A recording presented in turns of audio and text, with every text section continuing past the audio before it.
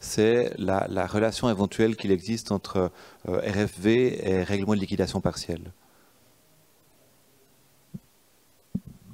Je ne sais pas s'il y a vraiment une relation. En tout cas, il y a des conséquences, c'est clair que là. Mais il faut aller faire les choses dans l'ordre. Donc, chaque institution de prévoyance a un règlement de calcul à sa façon, sa RFV. Et puis, en fonction, comme je l'ai dit ce matin, en fonction du bilan, lorsqu'on fait son bilan, on a nos passifs, nos réserves.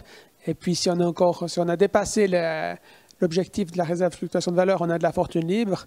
Et puis, si ça se passe mal, on n'a pas de réserve de fluctuation de valeur et puis on a découvert. C'est vrai qu'en cas de liquidation partielle, lorsqu'un groupe quitte une caisse de position pour aller dans une autre, elle part avec une partie des réserves. Et c'est clair que s'il y a de la fortune, elle part. Et là, il y a, bon, c'est assez complexe.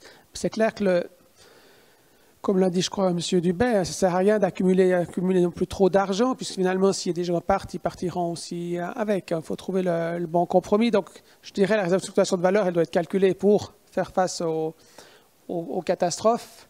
Et puis ensuite, c'est clair que la législation sur la liquidation partielle fait qu'en cas de départ collectif, une partie des réserves seront transférées collectivement ou individuellement à l'autre institution.